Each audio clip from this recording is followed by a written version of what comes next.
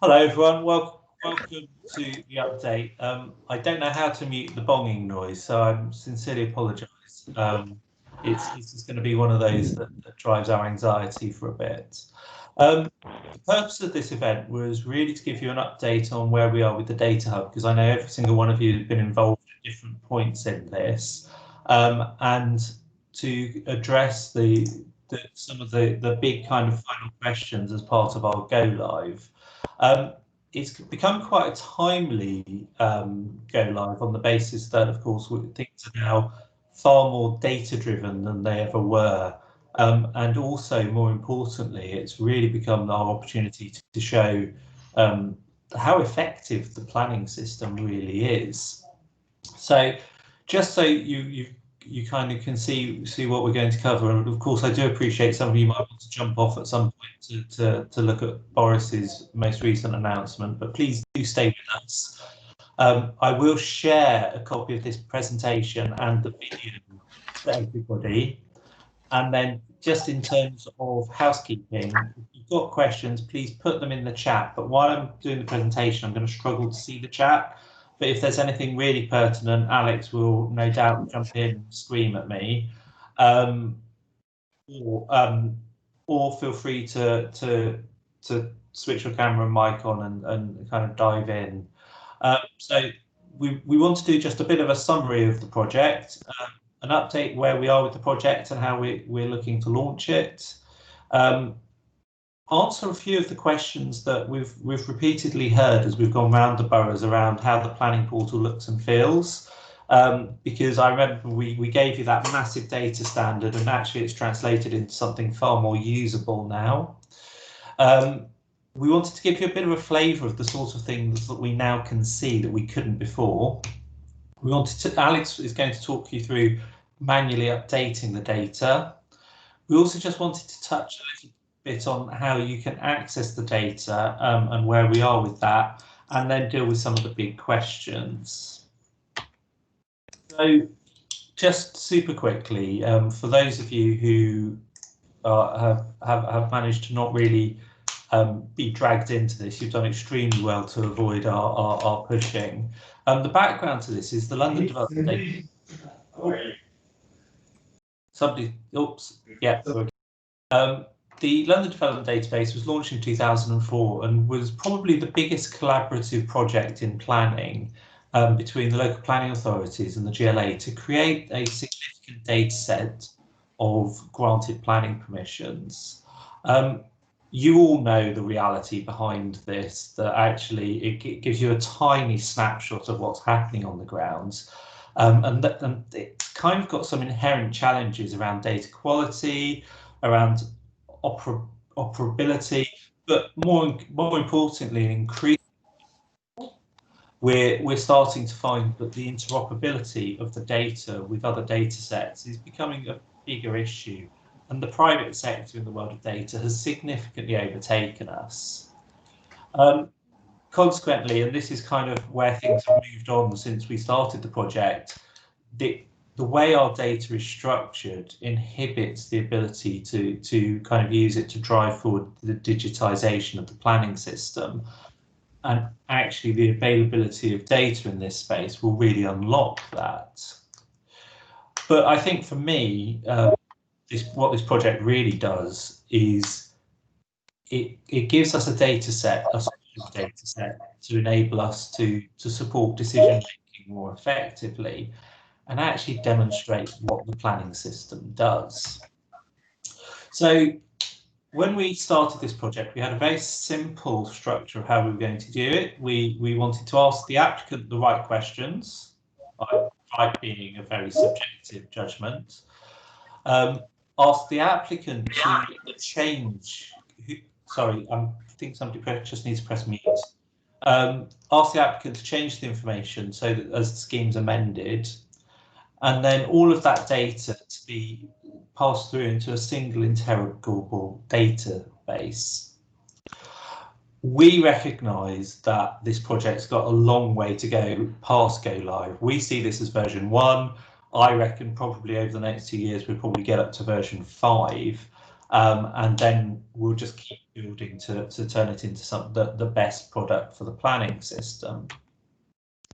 So in really simple terms, applicant supplies the information that we're looking for, as in a proper data format into the back office systems, then out into our database. And a lot of you have been contributing really fundamentally to getting that data feed to work. There's a lot we've got to learn about how applicants fill in application forms, and we recognise that's something we're very much going to have to do together. So moving on to where we are with this project. When we first presented this project, we presented it as 5 big work streams. The first work stream was to get the planning portal update to happen so that the questions could appear on application forms. And we've spent much of the last year working with the planning portal to make that happen, and they've done a fantastic job of doing it. We've been working with all the boroughs across London to achieve the agreement in accordance with the Greater London Authority Act 1999. And then we've got 2 work streams here that haven't quite been completed, but they're at a point where we can launch the product and then work backwards to fill the gaps.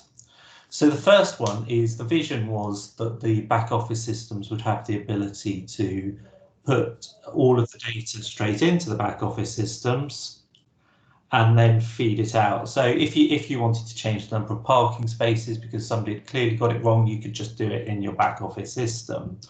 This is something we're still working on. We've got our test site for the first one of these that has trying, which is Westminster, but I'll talk about the others that have actually done it already in a moment. The fourth work stream is the live data feed, and we've got half of the London boroughs feeding the data daily to us now, but we have all the others lined up ready to do it. And then finally, we've got a database that can consume the data and start to do some clever things for us. All of the back office system providers, with the exception of one in London, have engaged in this project. And I think that's been kind of one of the big successes and one of the biggest opportunities for learning for all of us, has been that we were able to create relationships that unlocked the challenge. I'll talk through the one where they're at a point where they're ready. Interestingly, if anybody wants to talk about our experience of any of them, I will do a blog at the end, but not midway through the project. So where are we with each of the back office systems? So iDocs Uniform, we have the API in place with the exception of one borough who just need to do an upgrade for the API to work. And that's happening in the coming weeks. It's not a long way away. Accolade, for those of you on Accolade will know it's a de-supported product. So we have set up a system that's doing, it does scheduled reporting out of Accolade. The challenge with that is that it's taken a little bit longer to develop, but we've tested it. We've got one site that think that they've got it to work, and we're comfortable that it will be working very shortly. Tascombe is in test waiting for implementation. For those of you who didn't appreciate, Tascombe got purchased by us halfway through this project, so we've ended up we're changing our partners as we work through. The Northgate solution is being rolled out across the boroughs at the moment, and no doubt will have been hounding those of you who are using Northgate.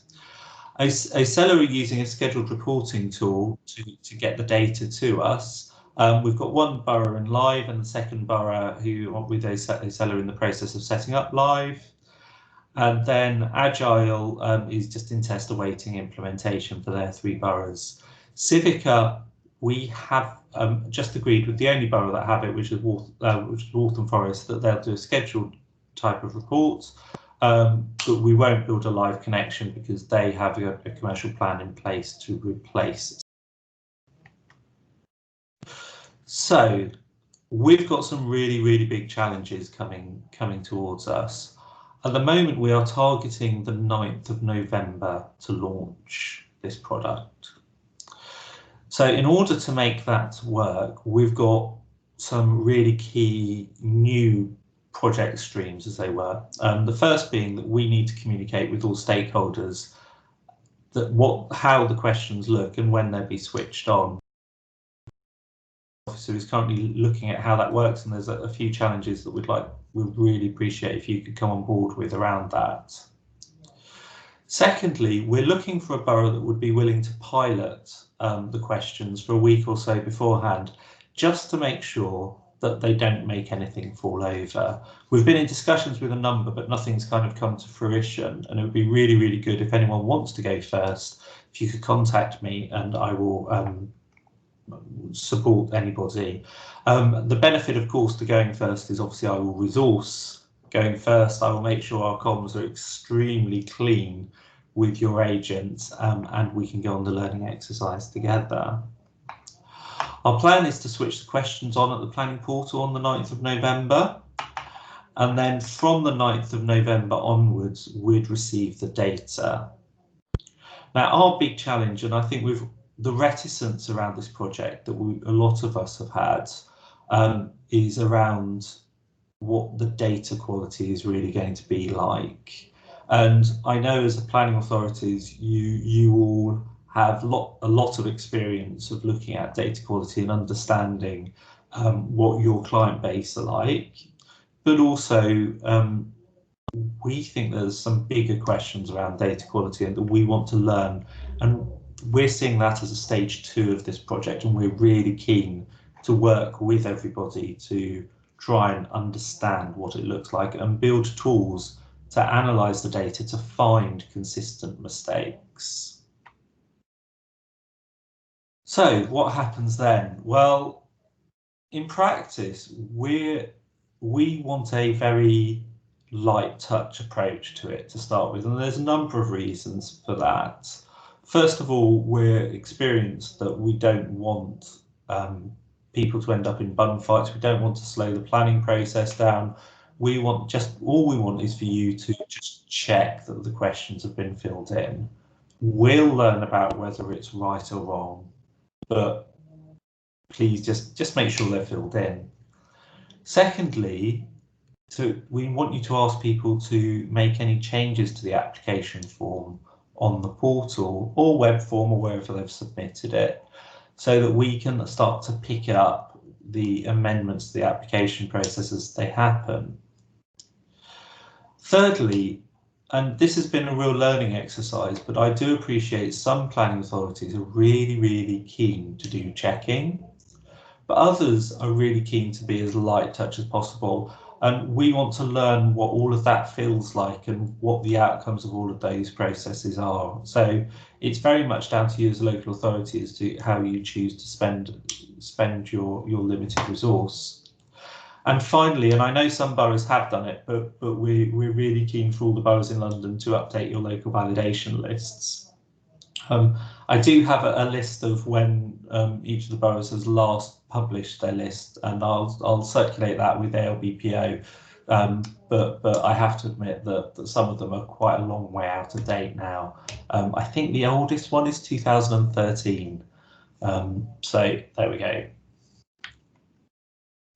So the big question, I think a lot of the reticence people felt was very much around how these questions were going to play out and look on the planning portal or whichever submission system, and how we were going to get that really huge list of data requirements into something that felt very, very easy. And we've got a video out there giving a more detailed analysis of how the planning portal really looks. But I just wanted to kind of A, offer, but B, show you how it looks. So in kind of the normal format, when an applicant's filling in an application form, they get exactly the same set of criteria as they currently would do with a normal planning application. So this is the screen you hit when you're starting to submit a planning application. And for those of you in the planning industry who have never submitted a planning application, I would strongly encourage you to have a go. Firstly, because you get a real insight into what some of our applicants are feeling, but secondly, you realise some of the pitfalls that people really can kind of land themselves in.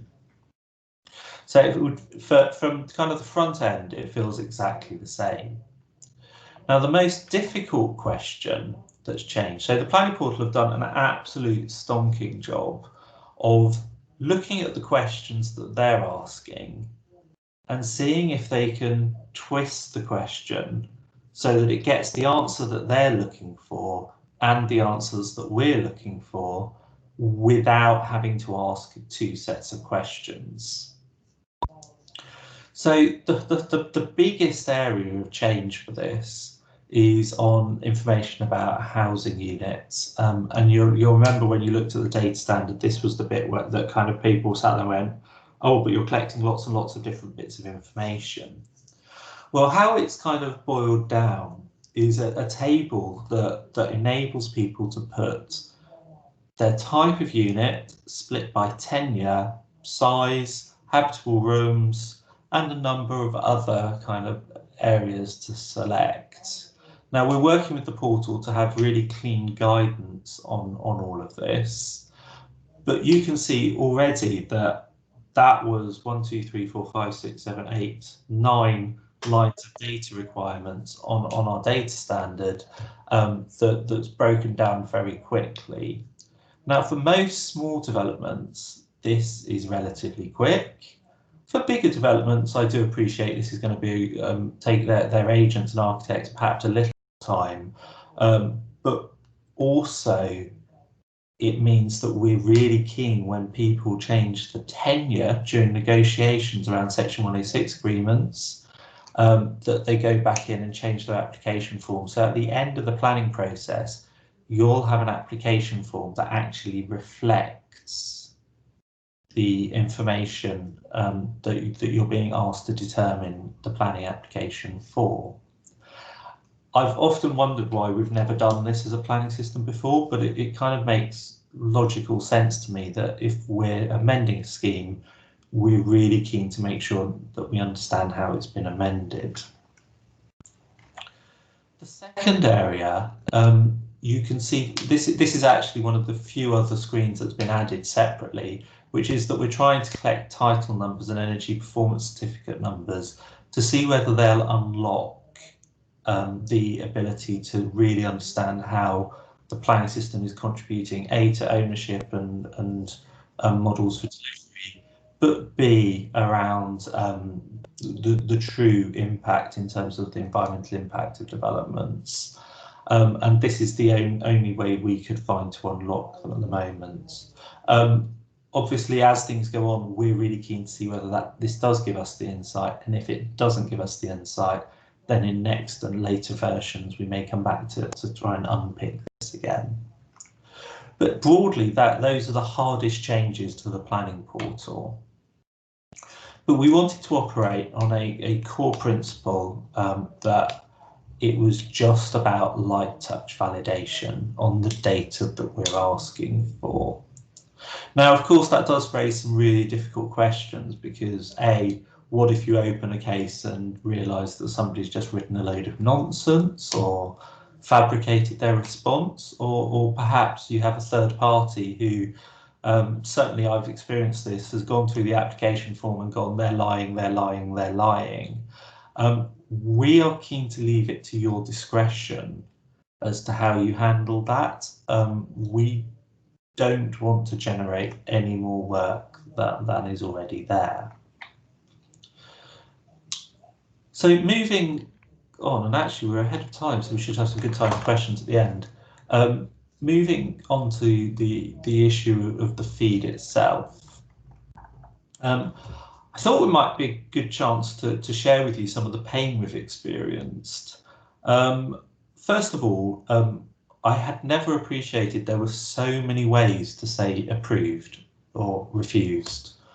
I'm not going to ask Alex how many different versions of the language, but I do know many of you have contributed amazingly positively to trying to map words that you use to say one thing into a single language. And that's really important to enable us really to understand the apples and pears piece. Are we actually looking at same decisions, or are we looking at different decisions? Secondly, I think it's fair to say that we've got 35 different processes in London for processing planning applications. And then thirdly, and I think the data really bears this out, and I think we probably want to start shouting about it as soon as we've launched. Actually, COVID hasn't really challenged the planning system that much. And I think it's true respect to all of you out there that you've managed to keep your teams going and kept making decisions.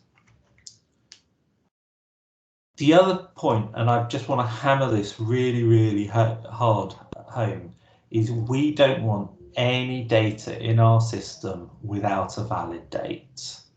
And I say this as a key lesson learned because we've realised the sensitive, well, we appreciated beforehand, but certainly it's been reinforced with us, the sensitivities around making sure that we're not revealing any data that you otherwise would reveal anyway. So you'll notice that we've not tried to pull applicants' names, we've not tried to pull agents' names, we've not tried to pull any contact details. We are merely pulling that really, really boring data about planning applications that I find interesting. The second key lesson, and the more further we get into this project, the more I realise that in terms of iterative product development, we are getting pretty much down to the one wheel of a skateboard at the moment. We've done a lot of work around getting our product to do things, but actually until we've got this data starting to feed us, we are miles away from even being able to get to a scooter. So what's in our data feed? So the first and foremost is that we've got historic LDD data. All the data you've fed into our system over the years, over the decades, is in our new database, and it's there already and capable of being analysed. The second data set is the streaming data from your back office system. Now, I'm going to give you a little bit of caution because the way that the historic data is structured, not always is it sensible to analyse it together with the new data that's coming in. So we've got to be a little bit cautious, and we've got a little bit of work to do around the narrative of that streaming data. But I wanted to show you some of our early findings. And from the streaming data, each of these orange blocks refers to a year. So you can see our historic data. There's some, anything prior to 2004 is just a consent that hadn't been completed prior to the go live in 2004. And you can see there's a lot of historic data. But what really tells us is some of the data that we've been receiving now around 2019 and 2020, which is stuff coming in on our data stream. You can see what a tiny snapshot we've looked at historically about the planning system. It's a hugely different data set, and I think that tells us as planners that whilst we've been monitoring some outcomes, there's more outcomes we can monitor.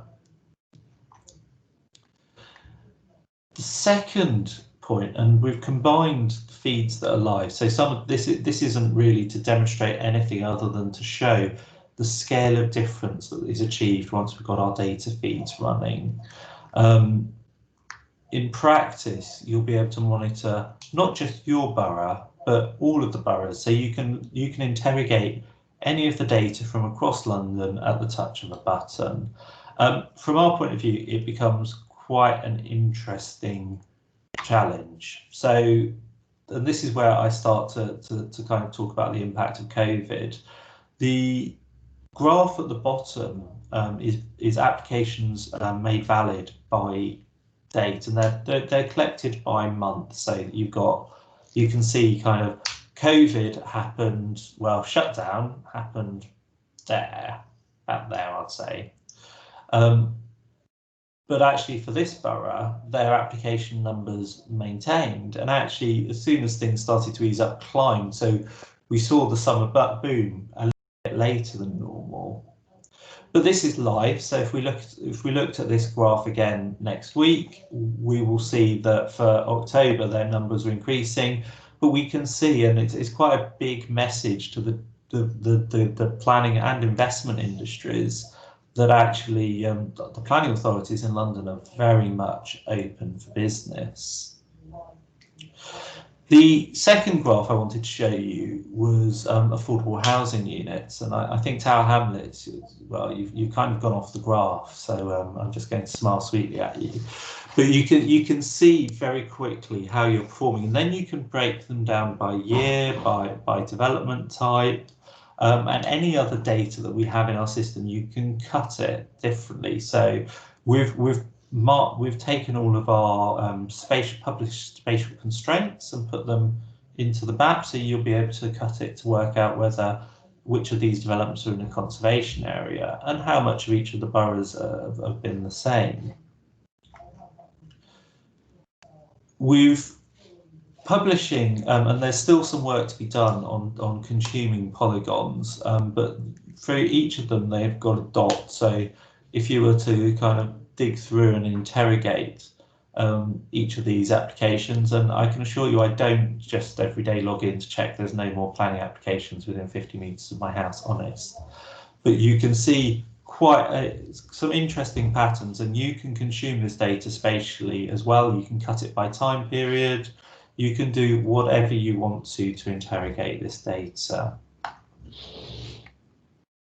So before we move on to how we can receive data, I just wanted to deal with some of the difficult questions around this project.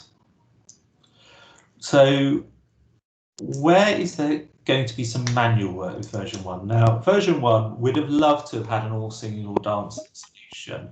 But as we've worked through the project, we've realised and learned so much around how data is processed, but also more importantly, how many different elements that we're really keen to kind of pick through, that we had to change the scope of the project and reduce it, and then we'll deal with it as additional phases later on.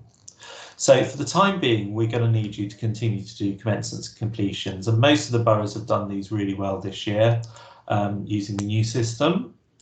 Secondly, we're going to have to run a project around missing data sets as soon as we're live. We don't yet know how big a scope that is, but we recognise that it's one that we want to do together.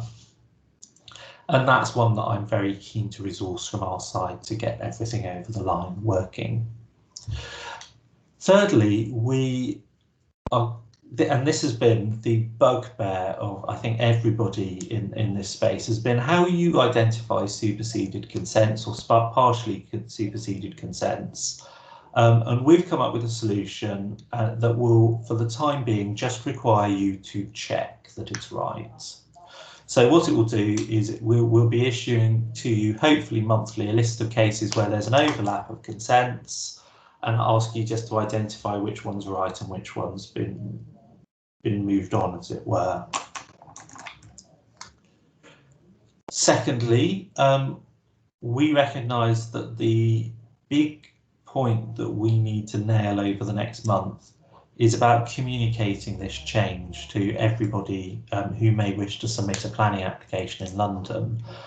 We've done lots of socialising of this project, but we haven't as yet really gone out and screamed and shouted to people that, look, this change is coming, here's how you get ready for it. And that's what we're trying to do over the next few weeks. We'll be using all of our channels, and I know quite a few boroughs have already kind of been in contact with us about us using their channels. We've got some text we can use, so if you have newsletters and things like that that we could use to get some messages out there, please can you contact us and tell us, and I will be getting kind of some real handling stuff out there. I do recognise, though, that for some boroughs, they don't know who their agents are because their client base is so diverse.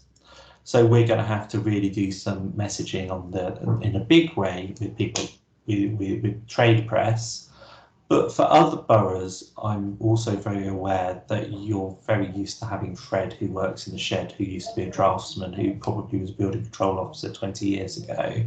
And we don't have a way using trade press to get through to them.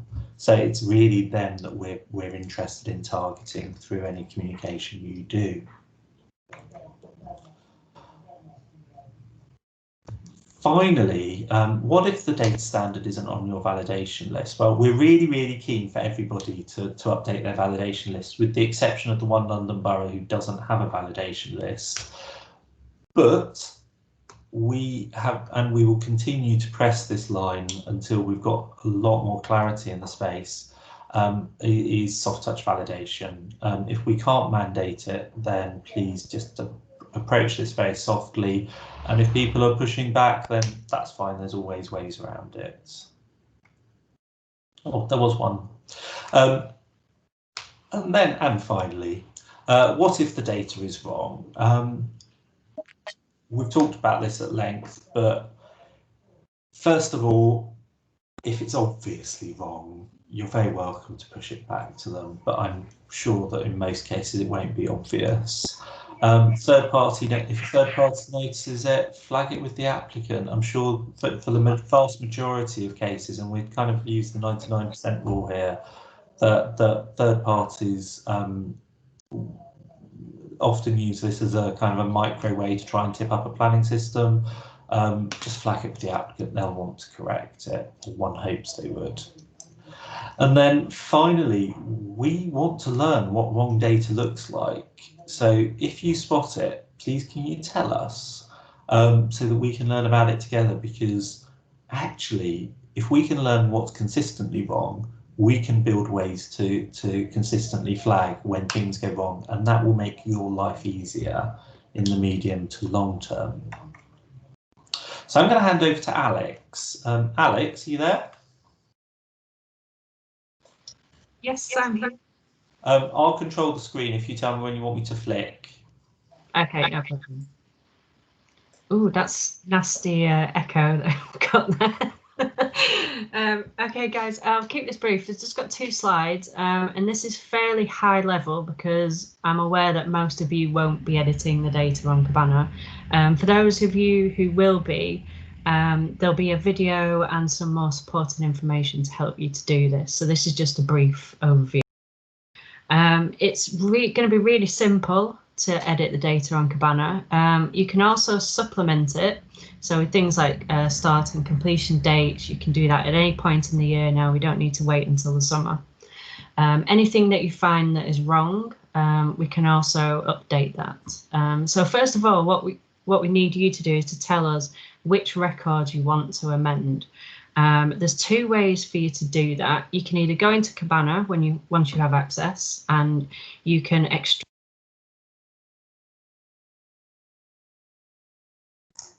You've randomly gone mute, Alex. My team did this the other day as well today. Shut up, Alex. Sorry about that. I'll just go back to the first point of this because I wasn't quite sure when I was muted, but we basically just need you to provide us with a list of application IDs. So you can either go onto Cabana and extract those yourself, or you can send your requirements through to GLA. So you may want to say, okay, Alex, I want all applications that were completed this financial year, or all applications which have a valid date between X and Y. And we can then extract those application IDs for you. Once you've done that, we will extract everything on Cabana which is associated with those application IDs. So every single data field can be edited. Once you've done that, you simply return the form to the GLA and we'll upload it to Cabana for you. Peter, does that make sense? Perfect sense. Did you want me to scroll on one screen so you? Yes, please. In terms of the form, we do have it ready to use now, and I'm currently updating starts and completions information. So all the statuses and the start and completion dates you sent, I'm currently using this form to get them on Cabana. As I said previously, it holds every single data point, so there's nothing attached to a record that you can't edit. The form has multiple tabs to cover data for the different application types. I don't know if you remember this towards the start of the project, we split everything into 3 groups: householders, prior approvals, and then everything else. The tabs and the header rows in the form are color coded, and there is also a cover sheet which details that color coding. The scheme tabs you'll see feature 1 row of data per application, but then we also can amend the unit level data. Go into any of the other tabs which aren't a scheme level tab, I should say there's only 4 of those. You'll see that you can enter as many rows per application as you see fit. So you can amend the residential data, you can add different breakdowns to it than what was already on there. We use the application IDs to match the data. There are unique identifiers. So there won't be any duplicates of those on the system.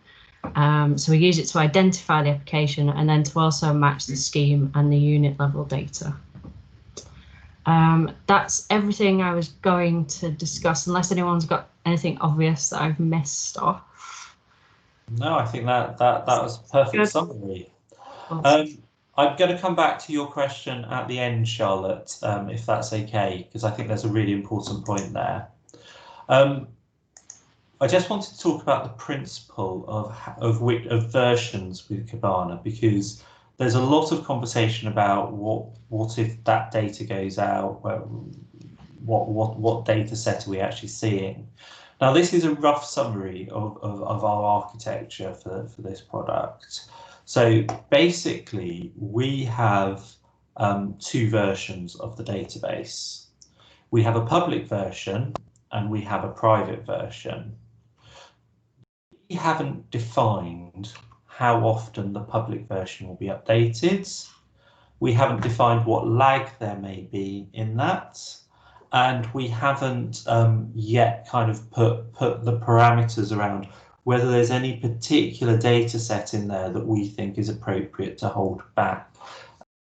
Any particular data sets that as an organisation you feel probably we ought to think about, please can you come shout now, obviously not now, but come back to me and have a chat. At the moment, we've purposely not pulled any data that could be personal. So we've not taken an applicant's name, we've not taken agents' names, no contact details. The only data point that theoretically could be personal is the data point for the site address. And we've taken a view that it would be nonsense that would be subject to any GDPR regulation, because A, you're required to put it on your planning register to start with, but B, there's some bigger issues if we're taking individual addresses without certainty that that's an applicant's address. So which version are you going to look at? You are going to, hope it was nothing I said, but the version of the database that you have access to is our version. You can have a look at the public version as well if you want to, but the version you will access on a day-to-day basis to do any analysis will be our version of the database. The second and perhaps probably more important point is that spreadsheet that Alex just showed you and referenced. For the time being, will come through our team because we're going to check them for changes initially, but then eventually we'll release to you an email address where you will just send your spreadsheet and it will load automatically. So if you want to change the data in the live database, you can upload all of your data into it and within seconds you'll be able to analyze it. The core principles of how we're setting Kibana up. So each borough will have one login. It is login protected. You can, and there's a number of reasons for that. First of all, we're really keen that this space of the private Elasticsearch is protected as such. So you'll have a login, which will be a username and password, complying with all of the relevant requirements, blah, blah, blah, blah, blah. We'll set up for you a number of standard queries which are dashboards for things that we know you're going to be monitoring for your own AMR. But also, we're really interested to know if there's anything in particular your politicians are keen to monitor, so that you can use it in that space as well. But thirdly, you can build your own queries. Kibana is quite a user-friendly piece of software, so you can actually go in, build your own queries, play with the data, cut the data in any way you wish. But probably more importantly, some of you will have your own back office systems for analysing data. So you might have business objects on your servers, you might have core view, you might, oh, heavens, some of you might have some really nice bits of software that we can only dream of. But we are really keen that you are able to also access all of the data in our database, just APIing in. And if you're needing support, or anyone in your teams are needing support to set that API up, Alex is the best person to come through to talk to, and she'll point it in the right direction. Basically, it would enable you to run your own queries and not get caught up. So I think that might be the first presentation in about 3 months that we've actually run ahead of time. So I'm going to deal with your question first, Charlotte. So the historic data, you are right to flag the changes in the use classes order. The rule that we've worked to is that data is submitted, well, the data is received in accordance with the legislation that was enforced when the decision was made. So we're going to have to think quite carefully, and I don't know the answer yet about which way we then try to analyse the opportunities. And it might be that we have to kind of collect up all of the previous uses into a hat or something and say, right, well, those now F2, blah, blah, blah. But in practice, it's the legislation that was enforced. And this raises some really difficult questions around the enforcement of conditions as well. I know that I certainly put a number of conditions on previous planning permissions when I was a planning officer, limiting the use to a particular category of A uses. Peter, you've muted. I'm sure the developers are now back to try and to try and kind of move on. So I don't think there's an answer to that question yet, but it's one that we're very, very alive to. Second question, Christopher Waller, will the custom queries be able to use spatial areas? Well, we've actually put in the spatial layers that we've got into Kibana already, so there's no reason why other spatial layers can't go in. So in theory, yes, but I do want another conversation about which spatial layers, because following the white paper, there's a real pressure on us to look at whether we can come to all of the boroughs and kind of re-put your local plan. Someone's muting me, this is great. The third question. I'm hoping it's my computer that's doing that, not someone in the room trying to shut me up. Question number 3, what are the timeframes for the new process starting? Is there a new information scheme? If so, notice of what constitutes the new information scheme. So our current target is to release on the 9th of November.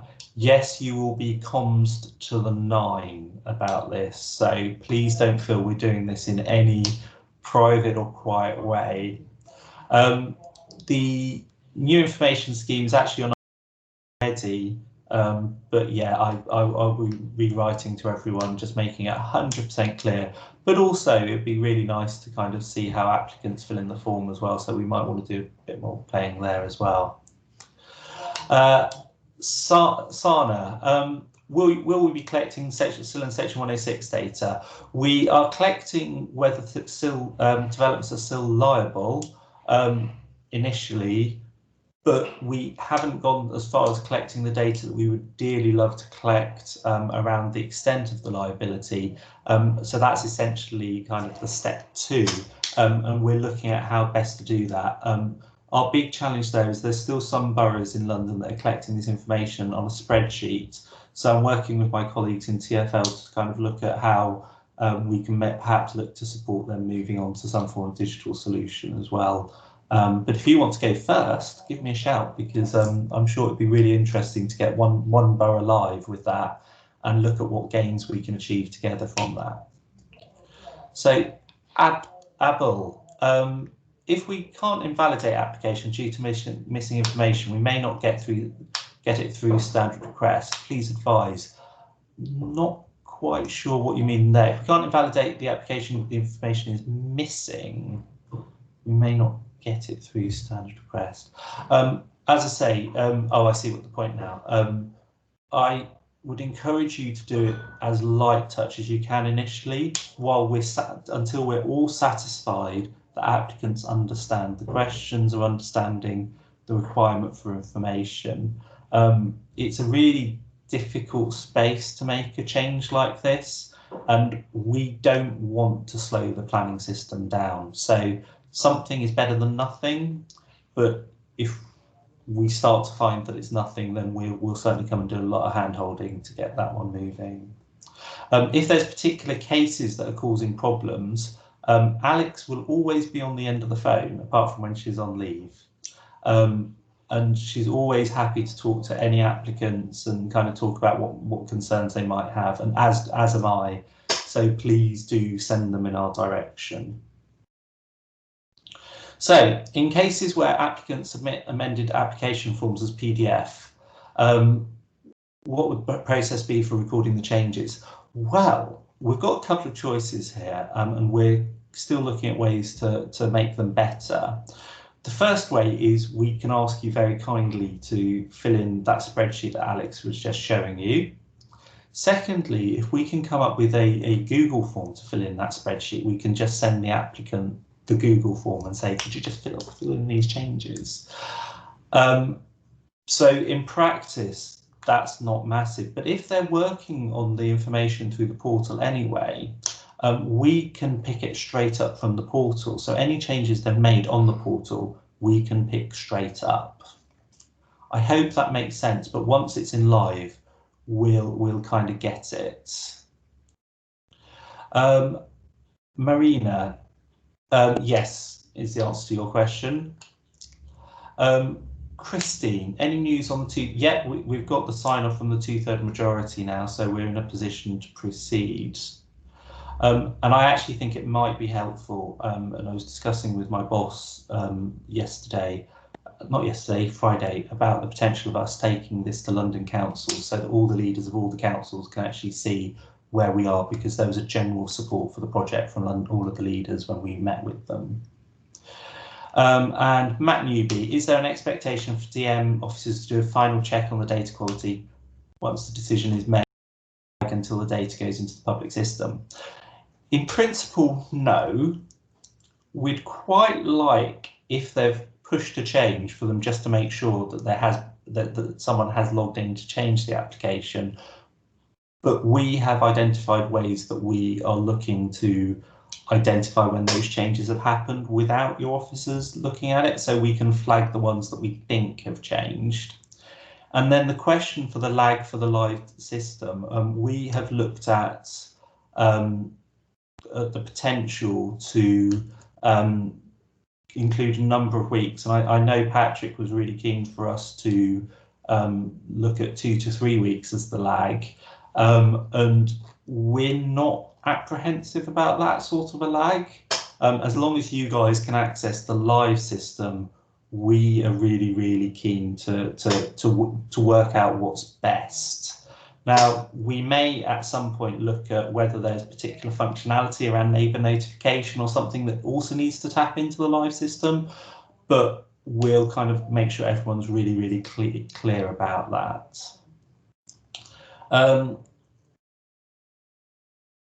Right, Patrick, we are working on a transition plan for how we move from old data to new data and the data sets that are missing.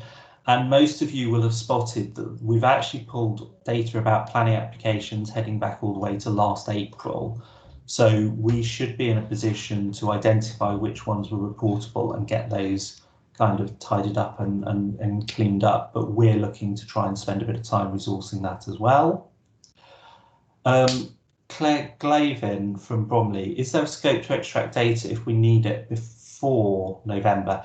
Yes, we are looking to try and get you access to any data point that we currently hold. I've got a feeling I might have exchanged emails with you at some point, but if you could tap up Craig, because it was Craig looking after Bromley, and we'll certainly support you getting access, and actually this might be a useful opportunity for us to kind of test how the access works with you, and look at which queries you're trying to build, to make sure that we've kind of set them up right. Right. Peter, Molly here. Hi, everyone. I just wondered if we should open it up to the floor to ask, did anyone who asked a question in the chat have any follow-up questions as a result of Peter's answer? Is anyone still unclear on anything before we close out? Okay. I'm loving silence.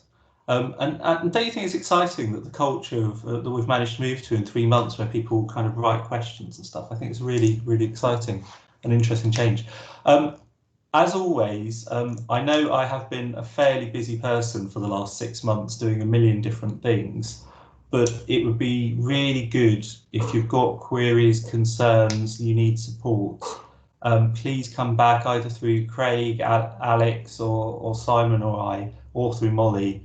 We're always keen to come and have a chat. We're always really keen to make sure that we understand what is driving concerns, so that we've got the best opportunity to learn from them. So please do take up that opportunity.